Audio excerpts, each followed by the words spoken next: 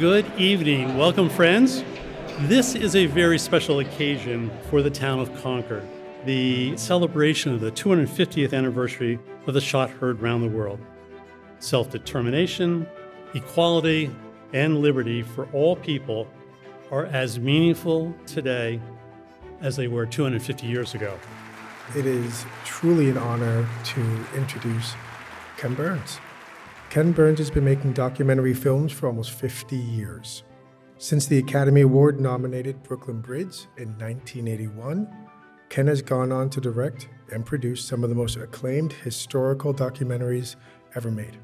Ken's films have been awarded with 17 Emmy Awards, 2 Grammy Awards, and 2 Oscar nominations.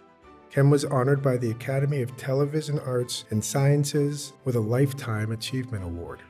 In November of 2022, Ken was inducted into the Television Academy Hall of Fame. Friends, please welcome back to Concord, Ken Burns.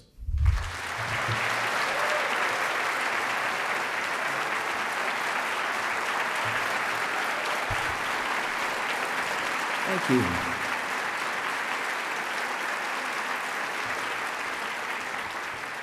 Thank you. So there's been a new change of plans in the schedule, which is originally, as your programs might indicate, that we're going to show 42 minutes of clips and then have a conversation. So we're ditching the conversation afterwards, and we're going to show all 12 hours right now.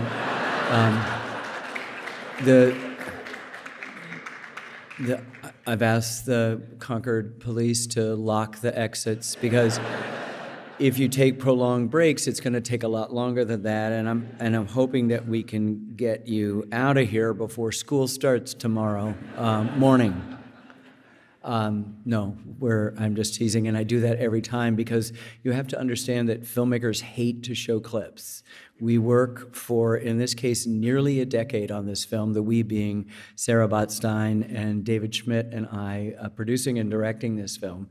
And then we go on the road and we get to show, a little bit from this, a little bit from that, completely out of context, and we hate it.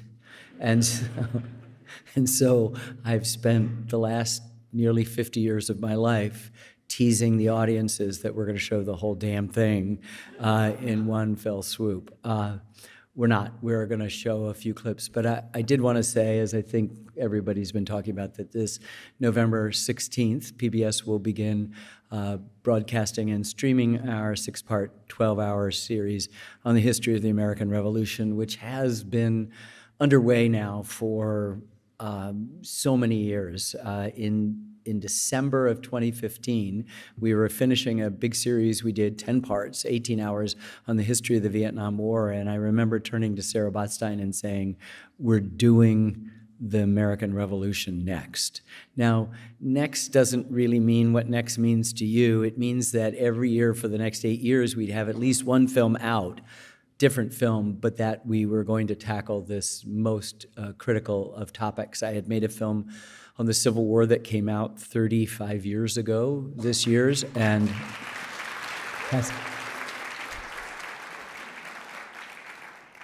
somebody will play a Shokin farewell now. And we had all, those of us who'd worked on it, my brother and Jeffrey Ward, who's the writer of this, still alive, we just said we're not going to do any more wars. It had been really painful for us. In fact, the Union and Confederate soldiers, when they'd been in battle, said that they'd seen the elephant. I assume that that was the most exotic thing that it could think of, but they'd seen the elephant. And we'd felt by some strange osmosis that we'd felt it too. But later on, we reversed that, and in the late 90s decided to make a film on the history of World War II, and that would be Sarah Botstein and I and others involved. We'd learned that many graduating high school students were walking off the podium with a diploma thinking that we'd fought with the Germans against the Russians in the Second World War, and we kind of went, there are 1,000 veterans dying a day in America of the war, and people don't even know who the main combatants were. I am sorry to say there are not 1,000 veterans of the Second World War dying each day. I'd be surprised if there were 100. We embarked on a long program before that was finished. We decided to do Vietnam, and then we came here. I'm really glad we waited. It's out of chronological order, as someone pointed out to me today. I was a little stunned. I thought the revolution came after Vietnam, but anyway, we've been practicing in a way. War brings out the very, very worst, but also paradoxically the very, very best in people. And I think when you're talking about the most important event in the last 2,000 years, the American Revolution, the birth of this country, the transformation from people being subjects to people being citizens, you've got a hot topic that is never, ever out of date. And yet, most Americans have protected their knowledge of the revolution. We sort of drown it in fife and drum treacle. We pretend that it is bloodless and not a bloody, bloody civil war. Our civil war was, in fact, not a civil war, but a sectional war. But this is most definitely a civil war. And I think it's kind of understandable. There's not photography at this time, and the people seem remote to us. They wear stockings and breeches and wear wigs, and they don't seem to be like us, and yet they are very like us. And the war that they undertook for the ideals of freedom was a very complicated film, a very complicated story, and a very complicated film to make, as we've struggled over the years to get this complicated story right. So we are now almost done. We're going to show you 4 clips tonight. The first 2 are from our first episode, which is done. The next one's from our second, which isn't, and our 5th, which isn't. And the first clip we're going to show is from our introduction, so it needs no introduction, or if it does, we are in super big trouble. The second is of perhaps importance to people in this town and this region, having to do with what happened on April 18th and 19th of 1775. And then we are going to jump ahead to our second episode, which is not fully mastered or sound mixed yet, but I think you'll get it. As you know, as the events of April 19th ended, there were a ring of patriots surrounding Boston, and the British were sort of, at least by land, trapped in Boston, though they could get in and out with the greatest navy on earth.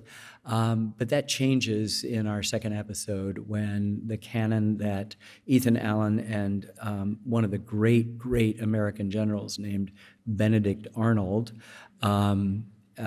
liberate from the British at Fort Ticonderoga at the bottom of Lake Champlain, when we tell the story of how we get those guns to Boston. And then we're going to, in the fourth and final clip, which is from our 5th episode, talk to you a little bit about George Washington and getting the troops that have survived, miraculously those that did survive, the brutal winter at Valley Forge, how they are going to get organized, and then a little bit about the character of the person who is running that army. So we are having a wonderful conversation afterwards. We're particularly pleased that today we've been accompanied at all our stops by Rick Atkinson, who is working on this magnificent trilogy. 2 of the 3 books have been written. The second book will be published in just a few days on the history of the American Revolution. He is actually the first talking head that you will see in our film, and though you will not see the ending of our film, we don't want to give away or tell you what happens. He is also the last talking head you see in the film, and that's not something we ever plan every time, and I urge you to look, if you're students not just of filmmaking but of story. Nobody has been asked a question where we've said, can you get us from paragraph 2 to paragraph 3 on page 4 of episode 5?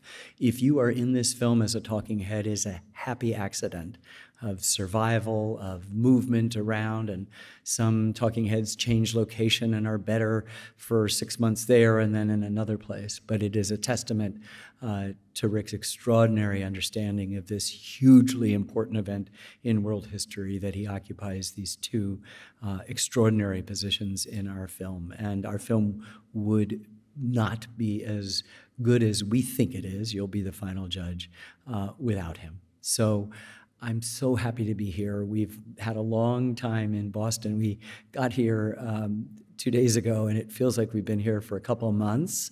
We've had, 18-hour days, but to end up here in Concord, at Concord Carlisle High, and to be with you is a magnificent treat.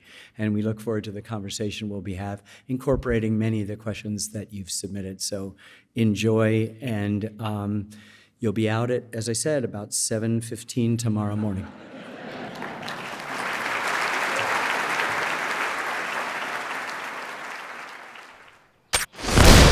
A shot rings out.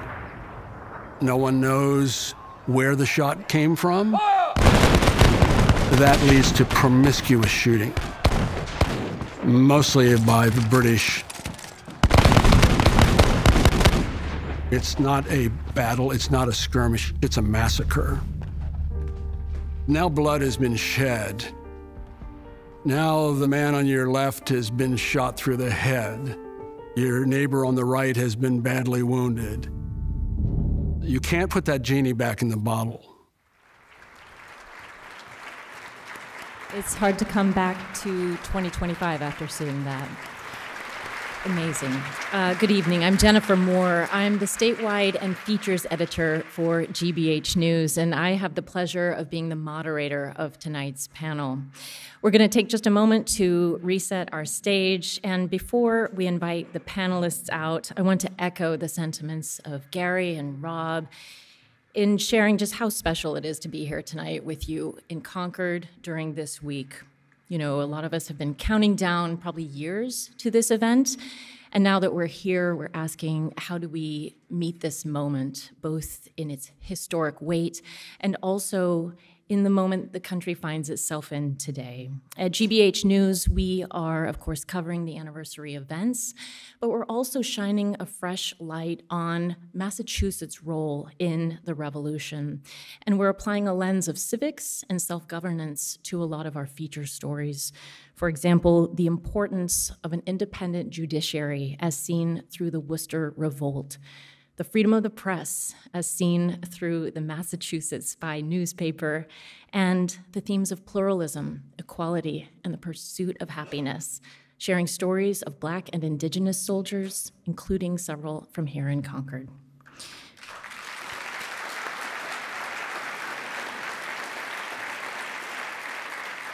It's been an honor to oversee that series, and it is an immense honor to be a small part of tonight's events with you.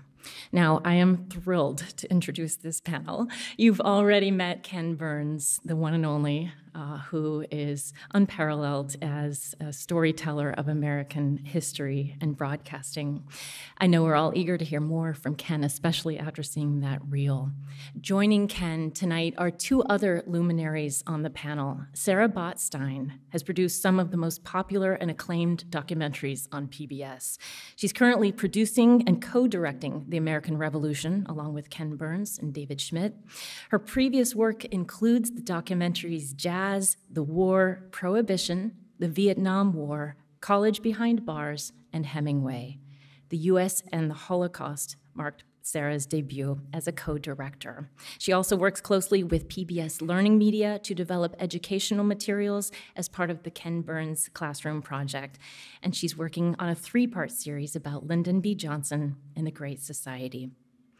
Also joining us tonight is Rick Atkinson. Rick is the #1 New York Times bestselling author of 7 previous works of history, including The Long Gray Line, the Liberation Trilogy about the US in World War II, and The British Are Coming, which is the first volume in his Revolution trilogy. He's won numerous awards, including multiple Pulitzer Prizes for history and journalism. And mark your calendars, because as Ken said earlier, Rick's new book, The Fate of the Day, The War for America, Fort Ticonderoga to Charleston, will be out on April 29th. Please join me in welcoming Rick, Ken, and Sarah to the stage.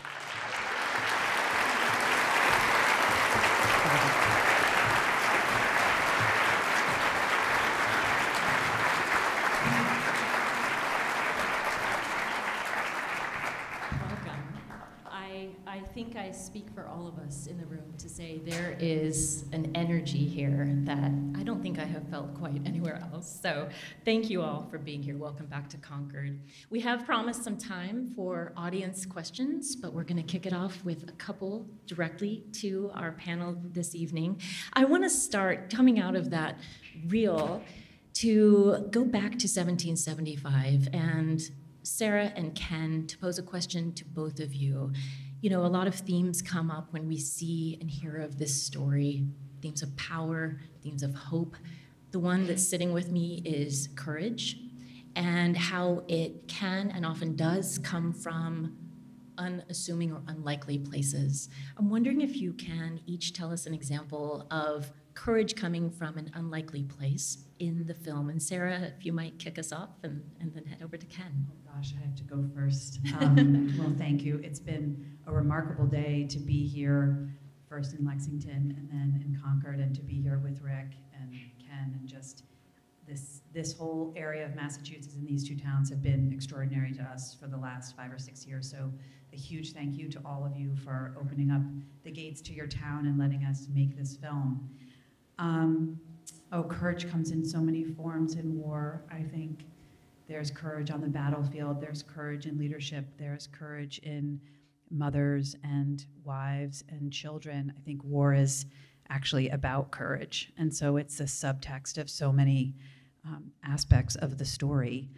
I think the thing I've been thinking about a lot this week as we begin to celebrate the actual anniversary of the war is it was so unlikely that we were going to win.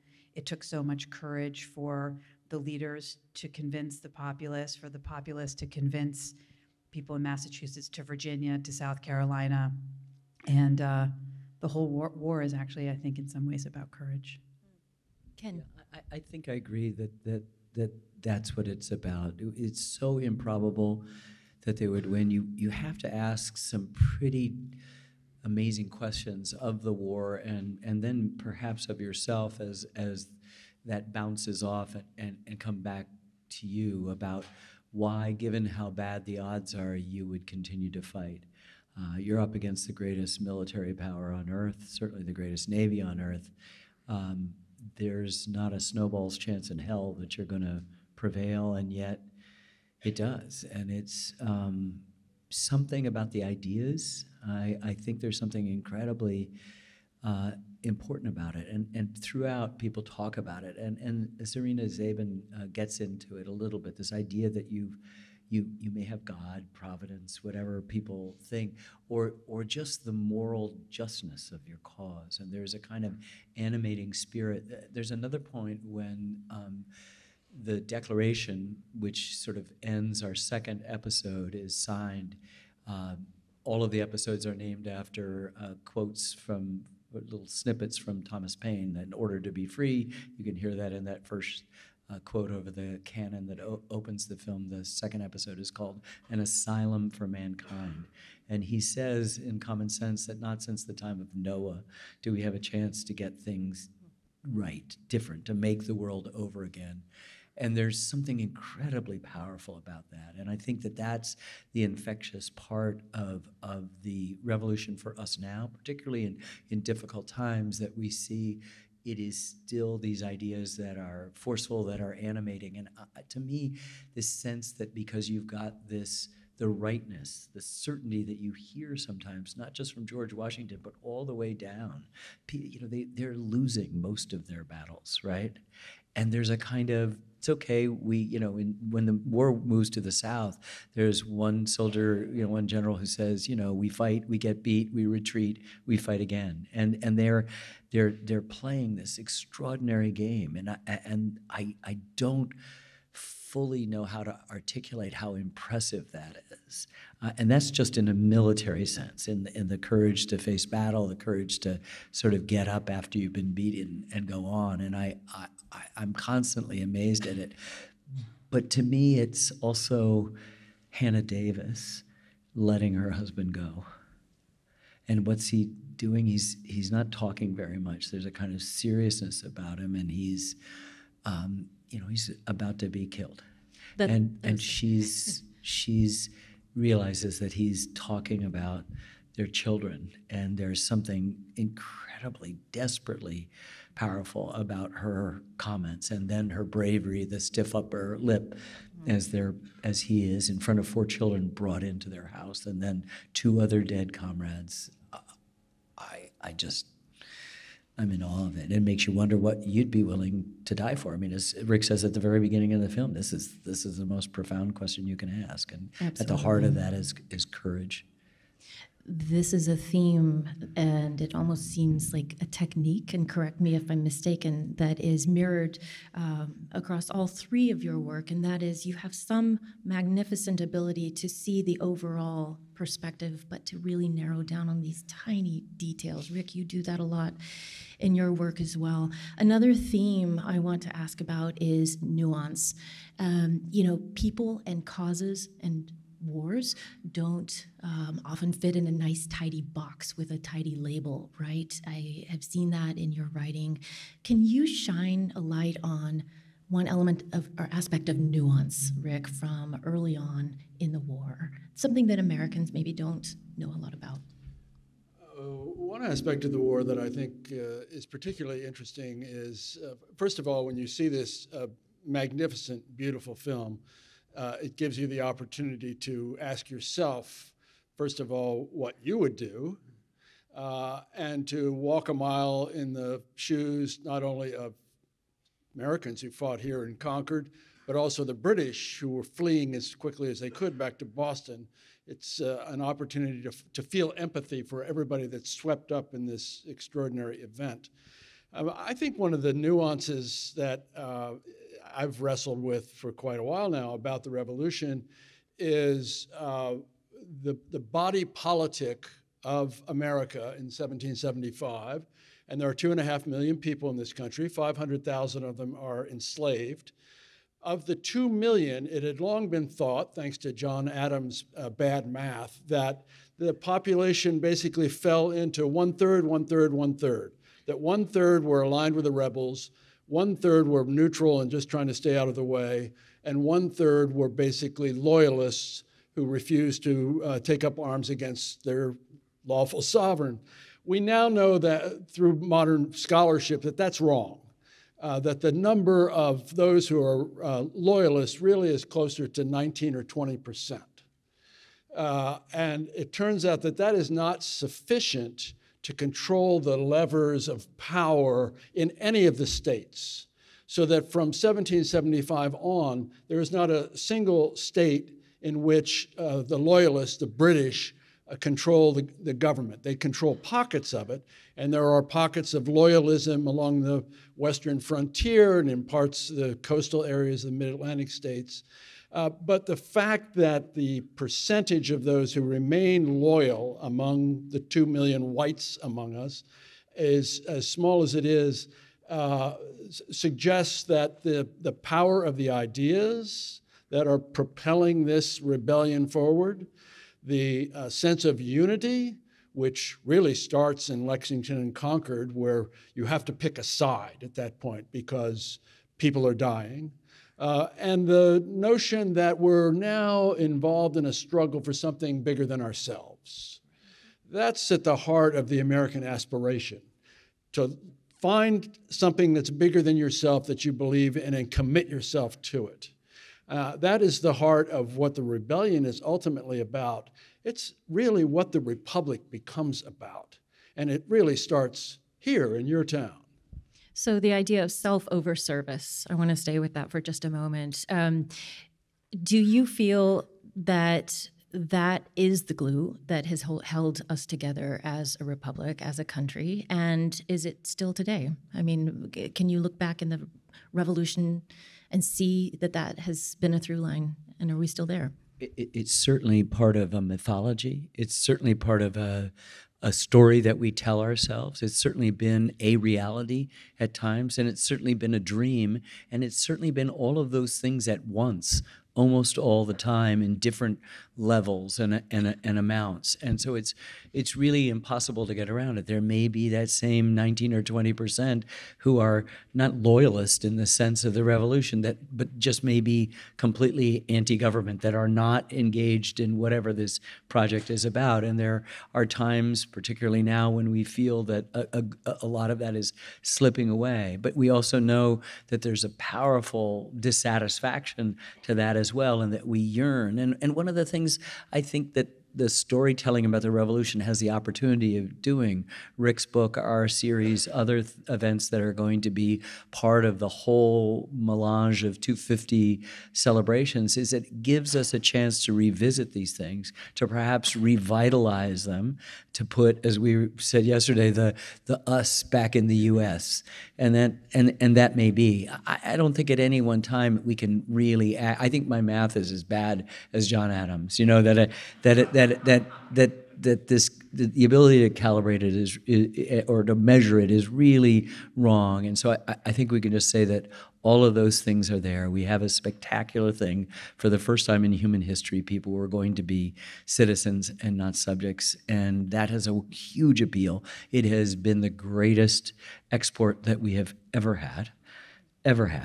And it has transformed the world in really positive ways. We have, of course, failed in many ways to live up to the promises of it.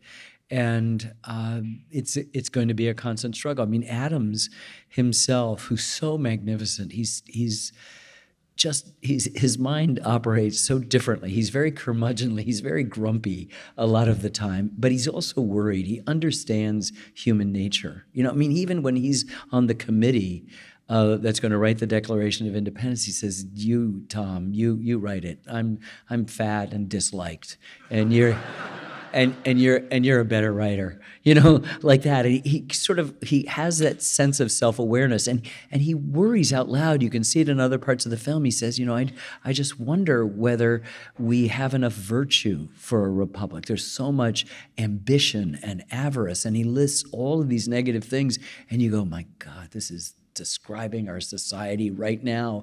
And there's a certain amount of sense of yes, you know, but there's also that recognition that this is the way people are. And maybe because they're so distant in their hose and their breeches and their wigs, that we somehow think that they are different human beings than us. But I think for our objective, among many objectives, and I hope I'm speaking correctly for Rick as well as for Sarah and David and me, is that we want to make them human. We want you to understand that they are not different from you and me, that the same sorts of things happen. And a bit to your nuance earlier, we also understand that the way you tell stories and the way you can give a complete picture is to have that macro view, almost like that last shot of the introduction, the overture, the drone shot over the maneuvering troops, and you're kind of trying to figure out what is it? It's coming off a graphic of common sense? Is it a graphic itself? No, it's moving. Oh, I think I see what it is. Who's talking to me? Oh, that's George Washington? Who's talking to me? Oh, here's episode 1, I get it. This is the end of the thing. And then these guns go off, and I still get a little bit of a startle when I see it, that you can take that position, but you also need to, like William Blake, find the universe in a grain of sand. You know, that you need to take somebody like Isaac and Hannah Davis and say, at this moment, they are as important as anyone else in this story, and allow their moment to stand in and represent all the other families that people, you know, we're showing Doors before this, right?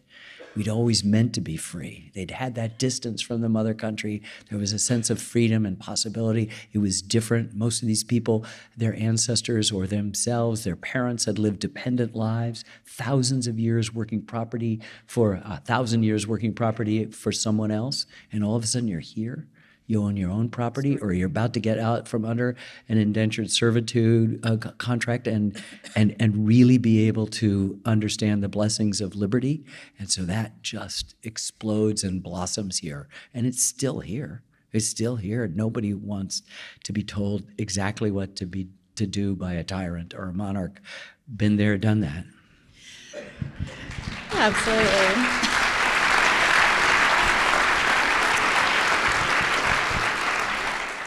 I am going to switch gears now and take a few questions from the audience. I think this one is directed first, perhaps Sarah.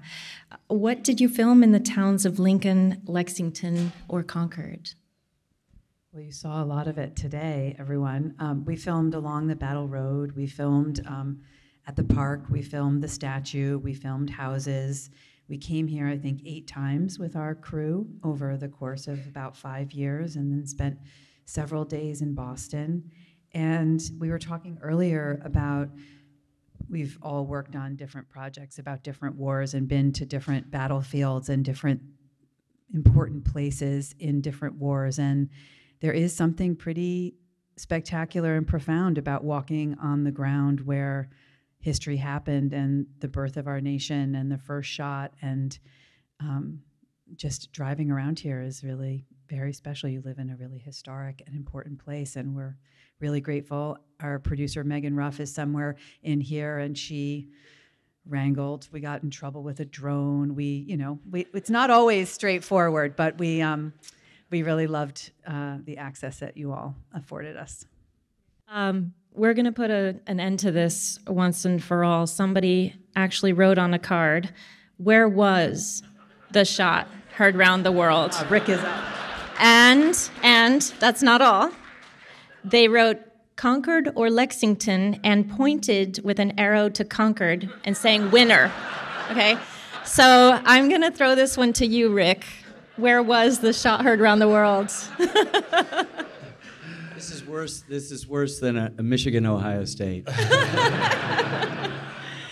Well, before I tiptoe my way through that minefield, I'll mention a couple points about that day here. First of all, it's been calculated that on April 19th, 1775, during the British march through Lexington and then to Concord, and the fight here and the fight all the way back to Boston. It was a very long day. The rebels, the Americans, fired about 75,000 rounds. There were ultimately about 4,000 militiamen, American militiamen, in direct combat with that British column, which grew to 1,800 by the end of the day. So, and there were about 14,000 who had responded to the call together. So there are 4,000 men engaged in combat. They're firing 75,000 rounds. The musket was notoriously inaccurate. I would not be able to hit the back of this auditorium. Beyond 80 yards, it was really guessing. So that only one of every 300 of those rounds actually hit a redcoat. So the shot heard around the world probably missed. You heard it here first. British were convinced right away that the Americans were deliberately targeting officers, which the British considered unsporting. And it's true, the Americans did quickly in the war begin to target the reddest of the red coats, those that were almost vermilion in hue, because they were usually worn by officers who could afford the more expensive dyes that made those coats pop. And if you killed the officers, you ruined the morale of the unit usually, and you discombobulated them. Where was the first shot fired? There's no question it was fired in Lexington. Sorry, Concord.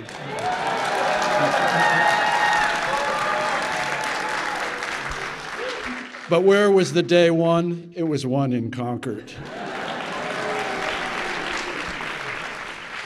I think you guys have to give this up. This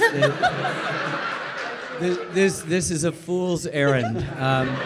You got bigger fish to fry. They're more important enemies than Lexington or Concord, and it's true. It's not even a battle in Lexington. It's a massacre, as Rick says in the film. And then what happens at North Bridge after Adam Hosner and Isaac Davis are killed is the turning of the tide. That is where a battle takes place, and it will rage back through Lexington, through Monotamy, what we call Arlington, and back into Boston for the whole day. So it's to pursue the first shot thing is like assassination theories.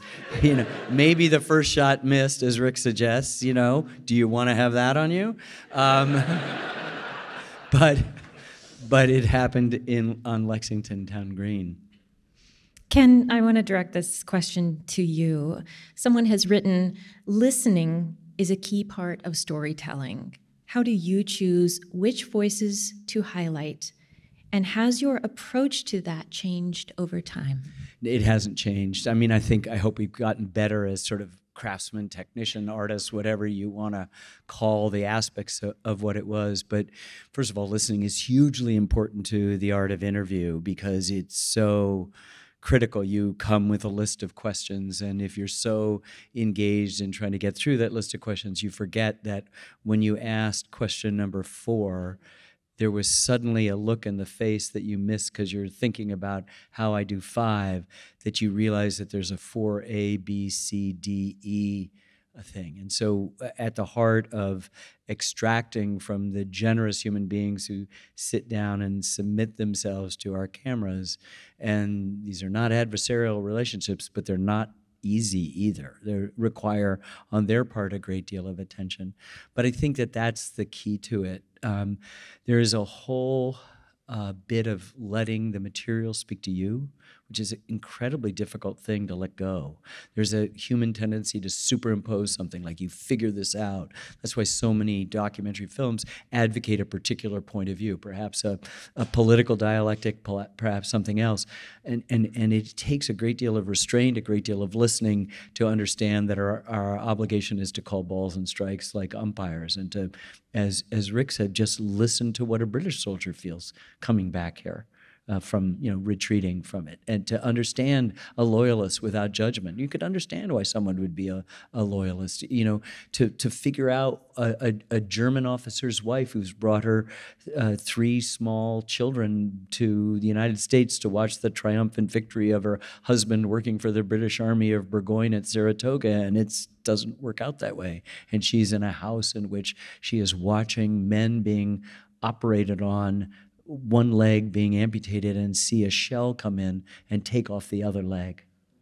You have to begin to listen to this. So you can't actually have the sort of gall to sort of tell how that is. You need to listen, and we record way more than we are going to use, and we listen what is suggesting where the story might be most effective. What could you keep in? It's so interesting that the last comment of the Battle of Yorktown is by a hired German Hessian soldier named Johann Ewald. And we have heard him several times disdainfully referring to the Patriot cause at Germantown particularly, which is an earlier battle in Pennsylvania. And here he is at Yorktown, part of the defeated army of Cornwallis, being marched out, and he is stunned. And maybe this is the answer to most of the earlier questions.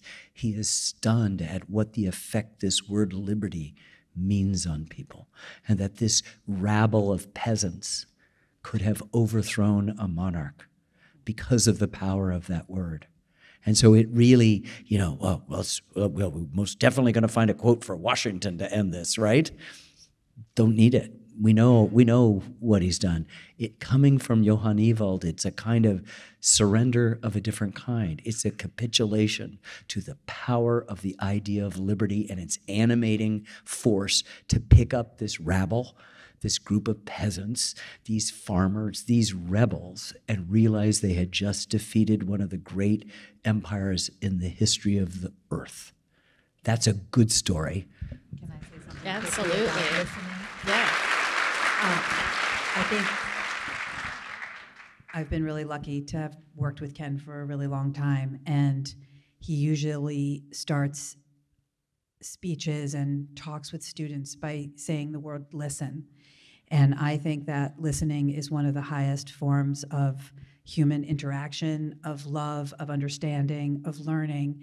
And yesterday we were at the Old North Church, and somebody read, "Listen, my children, and you shall hear the Midnight Ride" of Paul Revere. And it made me cry because I think we ask our viewers to listen, we ask our students to listen, and we are living in a time when we don't we don't listen enough to one another, and we have a lot to gain from listening.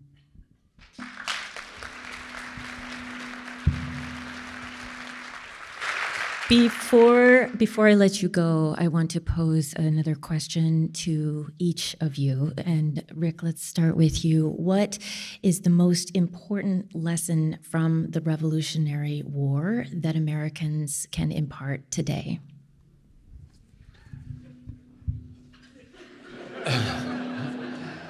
I'm sorry, it's still Lexington.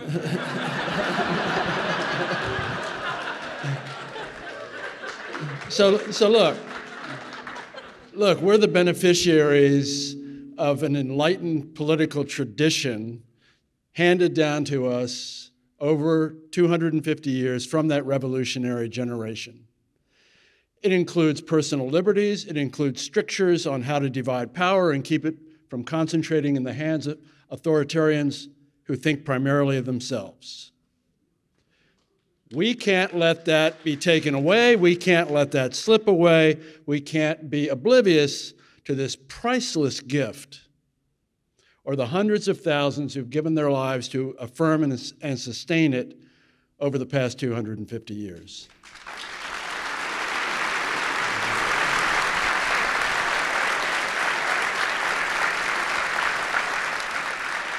Thank you. Sarah, what do you think? I'm going to say one thing and then toss it to Ken, because I think I know what he's going to say.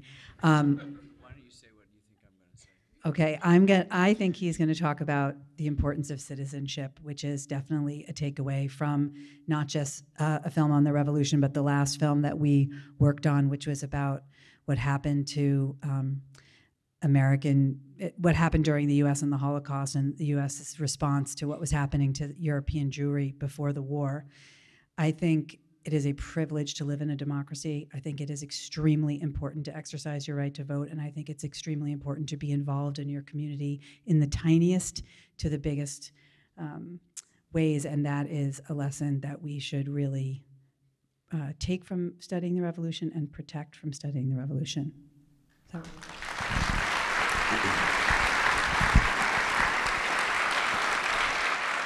I was initially going to say what Rick said.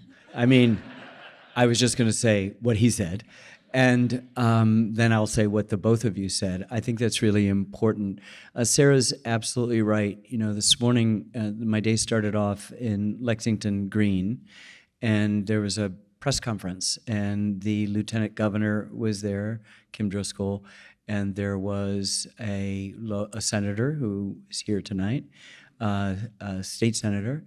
There was the town manager of Lexington, and we had a moderator who's been really terrific about the Lexington 250 program. But then there was a representative, the fire department spoke, and the police department spoke, and the emergency management people spoke, and they were talking about how, you know, your guys are going to have, both of you, and you have to get along, otherwise you're going to bed without dessert.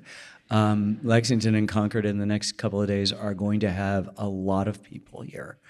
And it was so moving and reassuring to realize that as we sit and we despair, we sit and we argue, we complain and we talk about highfalutin things and end up, as Senator Markey said, not, you know, agonizing and not organizing.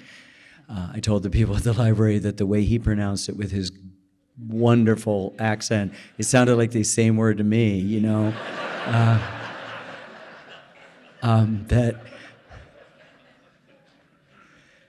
That there are people who get up every day and do those little things, and they are here, and they're part of what Rick was talking about.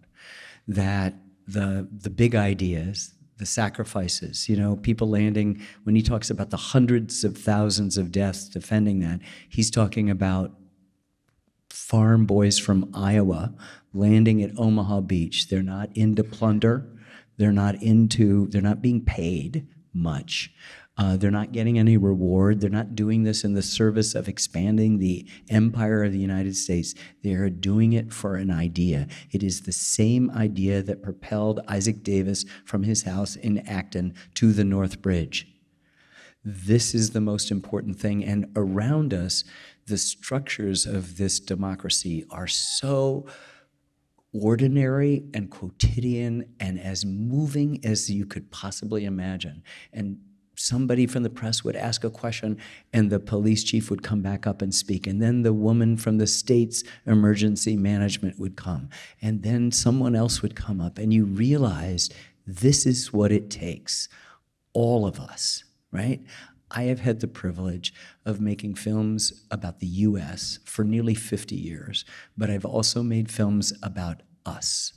That is to say, the two-letter lowercase plural pronoun, all of the intimacy of us and we and our, and all of the majesty and the complexity and the contradiction and even the controversy of the United States. It is a spectacularly privileged position that we have all found ourselves in as filmmakers, and I think I speak for Rick as a historian and writer, to be able to lift up the hood and study the mechanics of this and report back to you.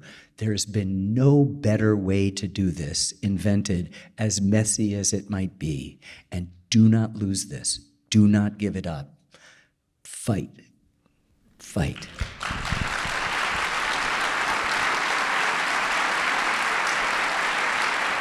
I know I am not alone in saying I'm counting down until November 16th.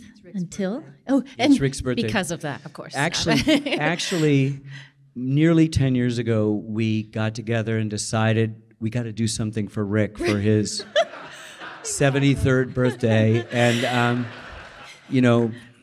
We talked to PBS. We're trying to think what a gift would be, and we knew that he was involved in this big project. You know, we loved his World War stuff. Maybe he'd give us an interview, but regardless of that, what could we do for his birthday? And November so we spent the last 9 years making a 6-part, 12-hour documentary on the American Revolution, which we plan to present to him and the rest of the country on November 16th. And so when you do watch it, right, which you promise you'll watch, even though you think you've seen a little bit, you've seen a fraction of it, just also sing happy birthday to Rick when you do that.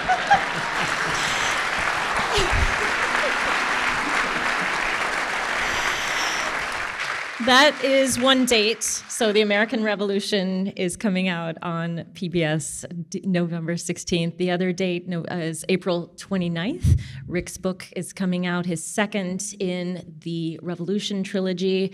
And a word to the wise, if you consider yourself a relatively good writer before reading Rick Atkinson, he will ruin you. So just telling you, That's he's for sure. that good, outstanding. Yes. Please join me in thanking the panelists tonight for an extraordinary evening.